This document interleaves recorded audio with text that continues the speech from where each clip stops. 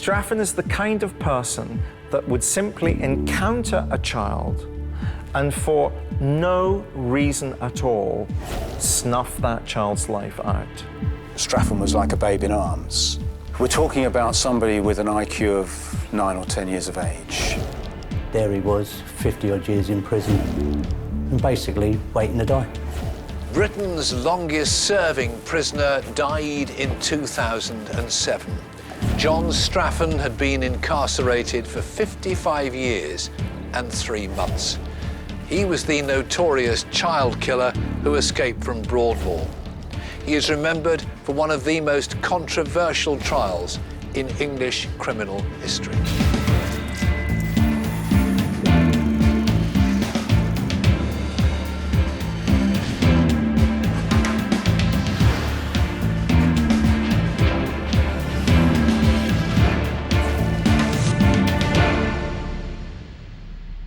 I'm Fred Dinenage, and I'm investigating some of Britain's most infamous murderers. I want to know the true stories behind their horrific crimes. I want to find out what motivates someone to kill, and to discover how they think they'll get away with it. During the 1950s, John Straffen was sent to Broadmoor for the brutal murder of 2 young girls. Only 6 months later, the 22-year-old escaped from the high-security hospital and killed another child. Caught again, Straffen would eventually become the longest-serving prisoner in British history. What turned this man with an IQ of just 58 into a murderer? John Straffen was born in 1930 at the Borden Army Camp in Hampshire, but spent his early years stationed with his family in India. In 1938, the family returned to England and settled in Bath. Before long, the young Straffen's behaviour started to deteriorate. Straffen's case has intrigued criminologists, historians and authors. Crime writer David Kidd Hewitt has made an in-depth study of the child killer. When he came back from India, 1 or 2 problems started, didn't they? What happened? Yes, there were some problems of pilfering, petty things, playing truant from school. He wasn't really interested in school. There was also the episode where he stole a purse, and that was reported to the police. The juvenile court placed the 8-year-old Straffen on probation for 2 years. He did not engage well with his probation officer, who described him as a real problem child. He was further assessed as to his mental capabilities, as to whether he should have a special education rather than just be having probation supervision. And under the legislation at that time, people were divided into 4 groups under this mental deficiency legislation: imbeciles, idiots, moral defectives, and feeble-minded. Straffen was certified as a mental defective under the Mental Deficiency Act. He struggled at school and had no understanding of right or wrong. Encephalitis, an acute inflammation of the brain, was later revealed as the cause for Straffen's stunted mental growth. More often than not, it seems, a person's IQ can have deadly consequences. Professor David Wilson, a leading criminologist, has studied the impact of a killer's mental abilities. Now, what we mean by mental defective at that time, which was 1940, they just simply means he has an arrested or incomplete development of the mind. In terms of his IQ in 1940, he has an IQ of 58. So we've got a 10-year-old boy with an IQ of 58, which is well below average, and he has the reasoning abilities of a 6-year-old. In the 1940s, IQ was used to measure a child's learning ability. 17% of all children tested were classed as having special educative needs. Straffen's IQ was well below the average of 100. At these times, you have to remember we're at war. There's the growing role of the state in trying to manage people labelled in the way that Straffen had been labelled. And so they take Straffen into an institution, which is known as the colony, where they're going to try and work with him to improve his moral reasoning, to improve his abilities to interrelate through learning how to read or write. His school report from sort of 9 to 12 was that he was affectionate. He seemed to be quite amenable, not somebody who was violent in any way or aggressive. The negative part that was starting to feed through was that, in fact, he liked his own company, and he did resent authority and being scolded. He would actually, if he was told off that he'd broken a rule, he would sulk and be very, very down about this kind of interference in what he wanted to do. Straffen spent 6 years in residential schools known as colonies. They specifically catered for delinquent juveniles and mental defectives. Focusing on lessons in menial labour, the pupils were expected to find work at 16 and eventually be rehabilitated back into society. In 1946, Straffen was released. When he got back to Bath, he did find himself a job as a machinist in a clothing factory. And in fact, this looked as though it could last, because I think he was there around about 10 months and doing quite well. So there was some hope that maybe he's settling down and he could work in some capacity. In 1947, just 1 year after being released back into society, the quiet lad began to change. Stealing was one activity that he was starting to engage in at 16 and 17. But there was also a police report that he had, technically, I suppose, assaulted a young girl by putting his hand over her mouth and had said to her, "What would you do if I killed you? I've done it before." I think if we were to encounter him at that stage in his development, we'd realise pretty quickly that he was not like us. He didn't see the consequences of his behaviour. He couldn't make this moral leap between what he would do to what might happen and how thereafter he was going to be judged. And I think we would have picked that up pretty quickly. Straffen's abusive behaviour had him placed back in another rehabilitation colony. Over 3 years later, in 1951, Straffen gained employment and left the establishment. The thing that he resented, that when he reached 21, he was required to be tested again for mental abilities. And that certification would last another 5 years. He wanted to break that cord, that lead, that string, whatever, to that connection with authority. And he was very, very upset about the fact he had to go for testing. On the 10th of July 1951, Straffen was again examined by Dr. Astley Weston and certified again a mental defective. He was 21 and now an adult. That day triggered a sequence of events that eventually led to Straffen's downfall and to the deaths of 3 innocent young girls. He would read an article in a newspaper that would change his life forever. That very day, there was a little girl murdered as well, which then made all the papers. Christine Butcher, age 7, was murdered, strangled, in fact. This was in Windsor, this took place. And she was sexually assaulted. And it was a horrific, horrific murder, which the press really went to town on. Some people have assumed, this is retrospectively, that perhaps Straffen knew about this, read about this, and was intrigued by it. What interests Straffen about the murder of that little girl is that the police could not work out who the culprit was. And I think that plants a seed in Straffen's mind about how to get back at the police, how to focus his resentment at the controls that are being placed on him by the state, what he might be able to do to rebel against that. Cops and robbers, of course, have always been arch enemies, but why did John Straffen hate the police so much?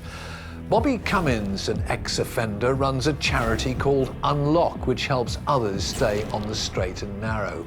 And he understands more than most the difficult relationship which can exist between the police and the criminal.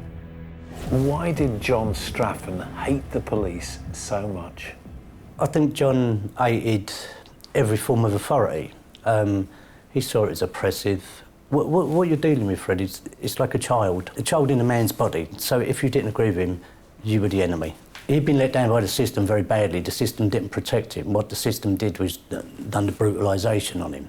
So when he see police officers, all those bad things happened in the past would have come to his head, and he would associate that uniform as an abuser. The detectives had failed in their search for Christine Butcher's killer. This sparked an idea for Straffen of how to cause his enemy, the police, the maximum amount of trouble. On the 15th of July 1951, Straffen set out for his regular Sunday afternoon trip to the cinema. En route, he stumbled across 6-year-old Brenda Godard, collecting flowers. He was going to the cinema in Bath, the Dinenage cinema, to see a film called Shockproof. And the route he took to the cinema happened to pass an area where Brenda happened to be walking. At that particular moment, Straffen is passing by and engages her in conversation, as far as we can tell. Straffen says to her, "Let me show you where you can get better, nicer flowers to pick." And crucially, those nicer flowers were some way away in another field, which would involve Straffen having to lift Brenda Godard over a wall. As Straffen lifted the young girl, she fell and hit her head on a stone, rendering her unconscious. He then spontaneously strangled her until she was dead. Straffen continued on his journey to the cinema and spent the afternoon eating sweets, watching a film, completely oblivious and detached from the brutal murder he had just committed. He'd strangled Brenda Godard and left her body lying in this field. His only apparent motive, simply to anger the police he hated so much. I'm Fred Dinenage, and I'm investigating the case of John Straffen, a child killer who viewed his 3 gruesome murders as an act of revenge against the police. On Sunday, July the 15th, 1951, Straffen had tricked 6-year-old Brenda Godard into following him, strangling the child and leaving her body lying in a field. Straffen has no concept of his behaviour and the consequences of his behaviour. He has no sense of his personal responsibility. So after he's murdered Brenda Godard, he simply abandons the body, no attempt to hide it, to conceal it. In fact, he goes to the cinema, so he's not anxious. He's not showing any anxiety about the fact he's committed a murder. He simply goes to the cinema. Brenda's guardian, Doris Pullen, quickly noticed her missing, and a search began. 5 hours later, her body was found. Brenda's foster mother was looking for her round about sort of 2:20, 2:25, because she'd wandered from the garden, very frantically, sort of, where's she gone, where's she gone? And Straffen did mention in his later statements to the police that he did see this woman. She looked at him. He said, "I took no notice." And she did report to the police that, in fact, she had seen a man in a blue suit. Straffen didn't realise the significance of being seen by Mrs. Pullen. Why would the police be suspicious of a man seen walking in the area? We're dealing with somebody who has a very low IQ, misunderstands the concept of there being an eyewitness. Because this murder has taken behind a wall, Straffen, in his reasoning, thinks that there has been no eyewitness because nobody has seen him commit the murder. Straffen believed he'd got away with murder. The police questioned the local suspects, but still had no solid evidence as to the killer. Investigative journalist Bob Woffington's passion for justice drew him to John Straffen's controversial case. What happened after the Brenda Godard murder? It was clearly known that he'd been in the vicinity, and so they came and questioned him twice about the murder, but they had no evidence, so they didn't arrest him, but they merely questioned him. He was working at that stage for a market gardener, and in the wake of those interviews, he was sacked. I think the market gardener felt he didn't want that sort of person on his staff anyway, even though he'd apparently not been arrested or charged. And so the fact that he'd lost his job merely increased Straffen's antipathy towards the police. Sacked from his job, Straffen's hatred for the police increased. In his eyes, it was time for more deadly vengeance. On the 8th of August 1951, Straffen deliberately targeted 9-year-old Cicely Batstone. Again, of course, we only have Straffen's version of events, where he claims, again, going to the cinema, going to the afternoon showing of a Tarzan film. And he says that this young girl, Cicely Batstone, came and sat next to him. Well, we don't know, but I should imagine he went and sat next to her in the cinema, but they met in the cinema. She liked talking about Tarzan films, and he really found her somebody that he could chat to. 9-year-old Cicely Batstone sat and watched the film with the tall, blonde stranger, unaware of his intentions. I think that's why it's really important to remember that there would be different attitudes in the 1950s to what childhood was, to the freedoms that we gave to children. You know, when you and I were growing up and it was the summer holidays, we'd be allowed that, you know, our parents effectively opened the front door and said, come back when you're hungry. It was a time when people looked out for each other, they'd leave their front doors open, and childhood had many greater freedoms than childhood does now. Straffen had gained Cicely's trust. He persuaded her to go across town by bus to the Scala cinema to watch another film. When they came out together, it was around about 8 o'clock, still light. And we just don't know whether he took her willingly or he had threatened her. We have no idea, but she went with him for a small walk through a housing estate. He gets as far as this area called the Tumps, which is a sort of a gated area. You go through to this field. And he takes her into this field and is apparently playing with her.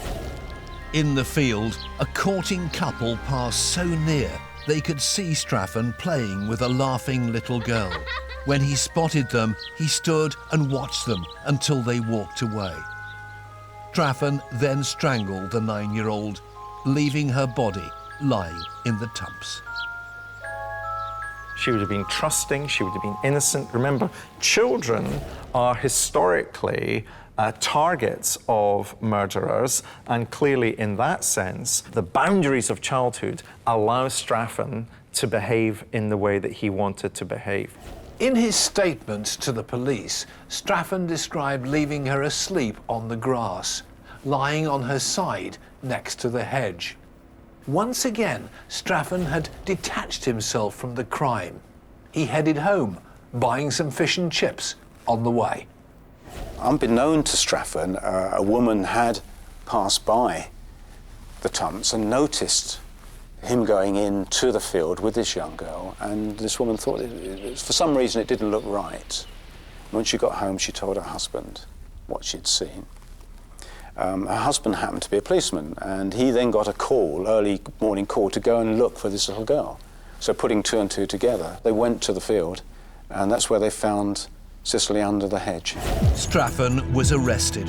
In custody, he made muddled and childish statements, saying he'd left the little girl asleep, or he'd left her dead, but he hadn't killed her.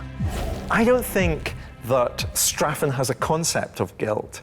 I think he's so educationally challenged that he has no concept of right or wrong. He doesn't have the moral development that would allow one to say he was conscious of guilt or indeed of innocence. He has no way of marrying up his behavior to the consequences of his behavior. The police charged Straffen for the murder of Cicely Batstone. But unbeknown to them, he would then go on to confess to another killing, the murder of Brenda Godard. As far as I'm aware, the police never realised themselves that the two were connected. It was Straffen, in fact, who told them, I did the other girl as well. And it seems that at the police station, he apprehended any passing officer and was prepared to confess to them, to both these two murders. There was no direct evidence to link him to Brenda at that time. It was only through the Sicily murder and his own admission to the police that he had killed the other little girl. And this is what makes me believe that perhaps he was getting into the feeling of strangling, because he was so interested in explaining to the police officer how he murdered Brenda, to the extent that he offered to demonstrate how he stood behind and strangled her from behind and how he did it. And the police allowed him to demonstrate on one of their officers to show, and he went through the whole procedure about she didn't scream, which seemed to be a puzzle to him, that she went limp. All of the descriptions, almost as though it was some kind of experiment. Straffen had no concept of the seriousness of the crimes he'd committed. He laughed it off, saying, "She's dead, but you can't prove I did it." When it comes to trial, he is of diminished responsibility. And therefore, there are very different types of punishment for someone in Straffen's case, because he has diminished responsibility, from, say, a double murderer who would be able to accept responsibility for his actions. On the 17th of October 1951, at Taunton Assizes, John Straffen was charged with the murder of Cicely Batstone. He was found unfit to plead, with the judge telling the jury, "In this country, we do not try people who are insane. So insane as not to understand what is going on. You might as well try a baby in arms." Straffen was sent to Broadmoor Hospital, but it didn't end there. I'm Fred Dinenage, and I'm retracing the shocking case of John Straffen, child killer and Britain's longest-serving prisoner. At the age of 21, Straffen had brutally strangled 6-year-old Brenda Godard and 9-year-old Cicely Batstone. His mental deficiencies had saved him from a high-security prison, but he was now faced with the infamous Broadmoor Hospital until His Majesty's pleasure be known. What you've got to remember is Broadmoor is a hospital. It's classed as a hospital and not as a prison. And so it's more about trying to understand why people do things, putting what therapy or what drugs are needed to control people. How would Straffen have been perceived in Broadmoor? What would they have thought about him? It's really hard, because here you're talking about a man who's committed a heinous crime. He's murdered 2 young girls. There was no sexual thing, so he's not classed as a deviant. He's classed as a very dangerous person to young girls. So they would be trying to work out his, if you like, his psychopathy, really. Why does he target these people? What can we learn from it? He would have been a client, a patient, but also a sort of psychological guinea pig. What makes you tick, mate, so we don't have that happen again? With an IQ of 58, Straffen was recognised as being among the lowest 1% of the population for intelligence. But what does having a low IQ mean, and how does it affect you? Could it have influenced Straffen's decision-making process in the crimes he committed? Professor David Wilson has invited me to find out about the relevance of IQ. Fred, as you know, one of the features of the Straffen story is IQ. We've got with us Professor Andrew Silk of the University of East London to answer some questions about IQ. Andrew, what is IQ? IQ is a measure of intelligence, or at least that's what it's supposed to be. What does it tell you, though, about a person? It tells you something about a person's verbal skills and something about their spatial skills. So it is limited. It doesn't tell you everything about them. Someone can score very high in IQ but still struggle day to day. or someone could score very low in an IQ but actually be very successful. We know that part of your IQ comes from inheritance. It's genetics, it's built in, but a big chunk is down to environment. It's down to your family, it's down to your upbringing, it's down to the type of school that you went to. There was some indication that Straffen suffered from encephalitis, inflammation of the brain. How would that affect the test? Absolutely. Encephalitis is associated with lower IQs in about 20% of cases, and it's basically because of the damage done to the brain as a result of the infection. So, Andrew, can you give us some basic facts and figures? What's a normal IQ? What's high? What's low? Okay. The average IQ is 100. Plus or minus about 15 of 100 is still in the normal range. That's considered an average score. So anything between about 85 to 115 has you in the normal category. Well, in fact, Straffen's IQ was measured at 58. In terms of the legal process, would that allow him to be regarded as mentally fit to plead? Now, there's interesting problems there because the legal process does not have a set IQ. So they would look at the IQ, but they would also look at how the person is functioning. Currently in the UK prison system, it's estimated that about 7% of prisoners have an IQ below 70. It would be interesting, would it not, to find out how you and I got on in an IQ test? We should. Are you game? I am. May the better man win. Famous IQ results include Stephen Hawking and Albert Einstein at 160, Moore's murderer Ian Brady at 170, artist Andy Warhol 86, and Charles Manson 109. Andrew, I think it's the moment of truth. Might also be a career-ending moment for me. What are the test results? Okay, remember the average score is 100. So anything above 100 is above average. Test results, Fred, you scored 143. Joking.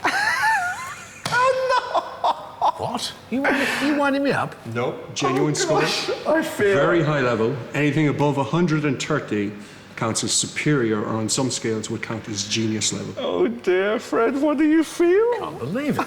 What did he get? He got 155. Wow, almost a genius. Well, in some scales it would be a genius, and in some scales both scores are genius level. They're in the top 2.5% of the population. What's the relationship between IQ and crime? Once upon a time, researchers told that if you had a low IQ, that meant you were more likely to become involved in crime. And the reasons for that were, for example, you didn't have legitimate ways of making money, you were more likely to drop out of school, and you were also, frankly, more likely to be caught. So would IQ be used to solve crime? You could use IQ to a degree. So, for example, if we're dealing with serial killers, some serial killers have very high IQs. Harold Shipman, good example, 140, very, very smart man. But some have very low IQs. Fred West had an IQ of 74. So you're dealing with a very, very different type of an offender. And obviously the police, when it comes to crime scene examination, there will be indications of whether you're dealing with someone who's intelligent, has planned ahead, has prepared, is trying to cover up forensic evidence, as opposed to a crime scene which is very sloppy. It looks spontaneous, it doesn't look like it was premeditated, and that would suggest then that you're dealing with an offender with a lower IQ. You're not looking at someone who's very, very smart. And for Straffen, his low IQ could be seen in his actions, in the spontaneous murders of 2 young girls, the lack of damage control after the killings, and his confession to the police. However, his mental deficiencies had kept him out of prison, and instead he was committed to a high-security hospital for treatment. By April 1952, Straffen had been an inmate at Broadmoor for 6 months. He was sent to assist another patient cleaning some outbuildings known as the surgery. It was then that Straffen saw his chance. He escaped by planning a route out. He had taken from wherever locker or room they keep civilian clothes, his civilian clothes, put them on under his Broadmoor work clothes, gone to a particular part of Broadmoor where he was designated to clean, and made an excuse to go out and shake his duster, and I believe another patient came out and said, "Have you finished dusting yet?" And he said, "No, I'll be with you in a minute." As soon as that other patient had gone in, he was up on a small shed on the roof, about 8 foot off the ground, got him onto the 15-foot wall over the top, Broadmoor clothes off and away across the fields. Once over the wall and changed, Straffen headed west through Crowthorne. He had no plan and no money. Only 11 men had escaped from Broadmoor Hospital since 1900. In 1952, Straffen had become the 12th. We've got to remember the kind of period of time we're talking about. There was no siren that could be sounded. There was no way of contacting the local police station and alerting the police that there had been an escapee from Broadmoor. Straffen had walked more than 7 miles, making several stops along the way before reaching Farley Hill. This escapee from Broadmoor appeared to be taking a leisurely stroll. On the run would be an inappropriate term. He seemed to just stroll along in the sunshine, calling in at a couple of houses en route for cups of tea. And in fact, the first house he went into, he had an extraordinary conversation with the woman who said, "What's it like living near Broadmoor? Do people escape from Broadmoor?" And in other words, really opening himself up to her. When Straffen reached the village store in Farley Hill, he was noticed by Mr. Sims and his stepdaughter, 5-year-old Linda Bowyer. Linda was riding her bicycle up and down the road. No one suspected anything, as the news of the escaped convict had not yet reached the village. By about 5:45, 10 to 6, Straffen had appeared at another house asking for a glass of water. In fact, he asked this lady, who happened to be the nanny, and she went to the owner of the house, who invited Straffen in for a pot of tea and biscuits. He was asking questions about, again, escaping from Broadmoor, the police, the 6 o'clock news, is there any kind of information? But in a very sort of roundabout way. I'm not sure it would have made sense to the person. Straffen wanted to travel to Wokingham and asked directions to the nearest bus stop.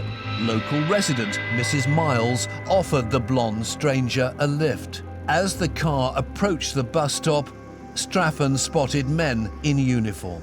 Straffen recognises that there are 2 members of staff from Broadmoor at the bus stop, and so he makes away from the bus stop into one of the villages. But the woman who gives him the lift alerts the 2 members of staff, and this is how the police gradually close in on Straffen, who's only out of Broadmoor for some 4.5 hours. That evening, the parents of 5-year-old Linda Bowyer, who'd been cycling up and down the road, reported her missing. With the knowledge of Straffen's escape, the police started the search immediately. Well, at that point in time, nobody knew that there was any problem with Linda Bowyer. She was out cycling. There's no report at all of a missing child until around about 11 o'clock that night. Quite a late report to the police that, in fact, she hadn't returned home. And she was discovered early the next morning in a small copse under a tree. Linda Bowyer had been strangled. Her body was found near a large oak tree just 30 yards from her abandoned bicycle. As in the murders of Brenda and Cicely, there was no sign of a struggle, no attempt to conceal the body. Straffen had been a free man for just 4 hours and 5 minutes. Had he exacted revenge for his incarceration, or was this just a terrible coincidence?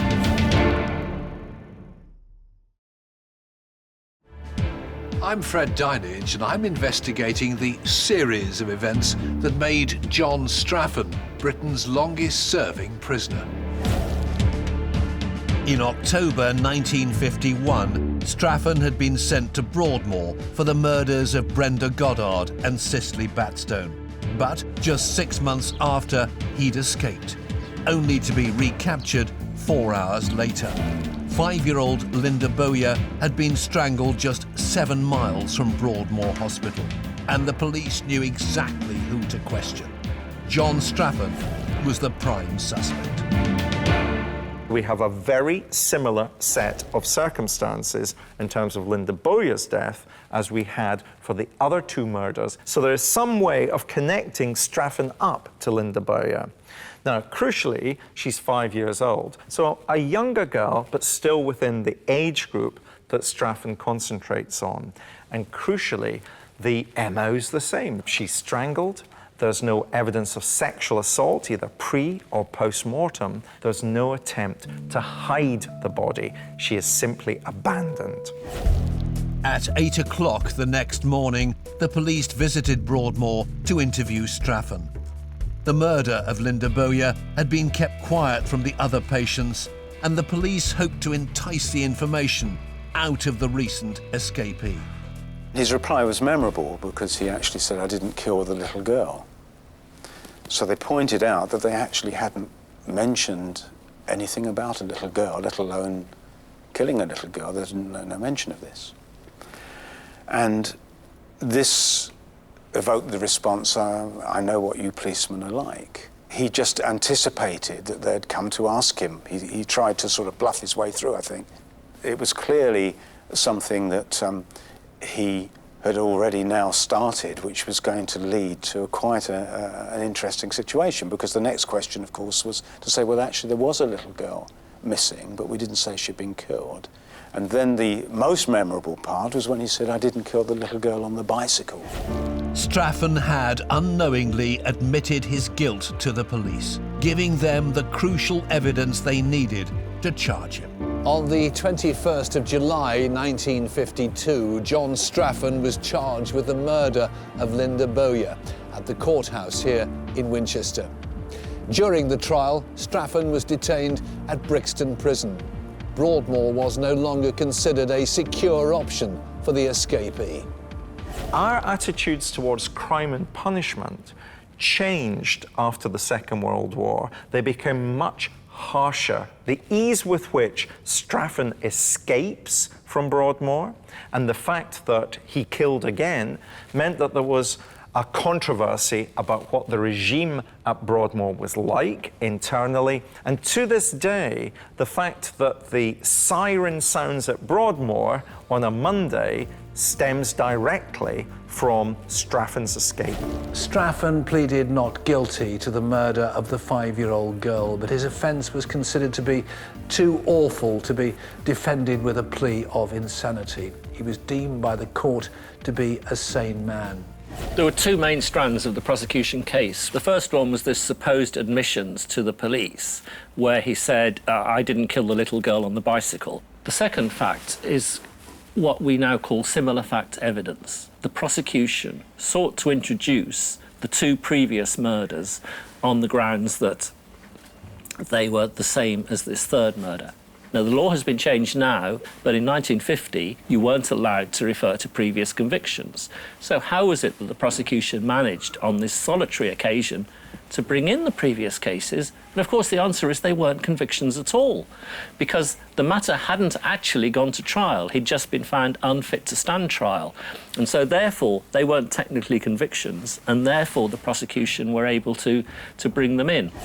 Straffen's mental ability evoked debate throughout the trial, but it wasn't the only controversy. The newspapers had picked up the case, and it became the biggest crime story since the war. It's often said, if it bleeds, it leads.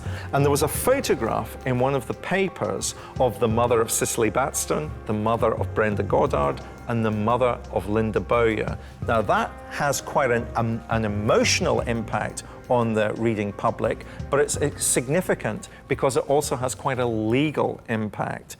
It immediately creates an impression that Straffen was guilty of the first two murders. He therefore must be guilty of this third murder.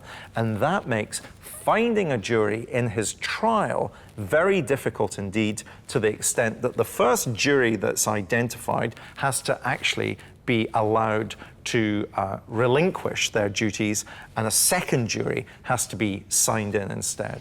And when it came to the summing up, what did the judge say? The judge said to the jury, you should bear in mind that when something unusual has happened, And witnesses give times which may not always be accurate. So we have here the astonishing situation where the judge is inviting the jury to convict the defendant, not on the basis of the evidence that they've heard, but in spite of the evidence they've just heard. The trial took 2 days, with the jury making their decision in just 29 minutes.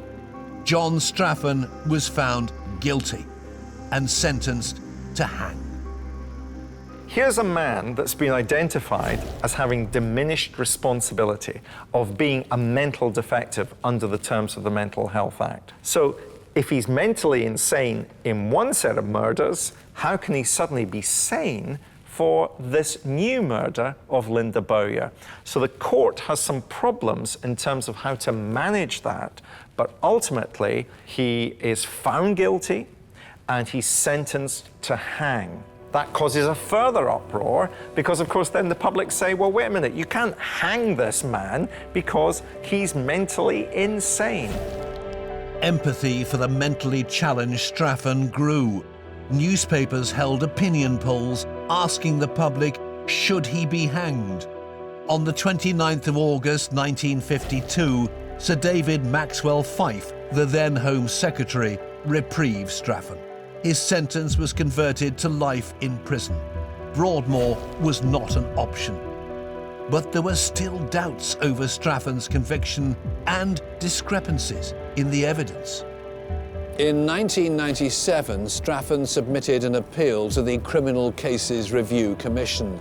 He'd never admitted to the murder of Linda Bowyer and was still adamant of his innocence. Straffen had now spent 45 years in prison and was now aged 67. For those of us who think that the explanation of the third murder may have lain not with Straffen, but in the domestic circumstances of the child concerned, it was quite interesting that she was reported missing at 10:30 at night. And you've had an escaped child murderer from Broadmoor, and this girl has apparently gone missing at about 6 o'clock. So why on earth are they waiting 4.5 hours to report her missing in those circumstances? The discrepancies were heard and the case went to the Court of Appeals in 2002, but was denied.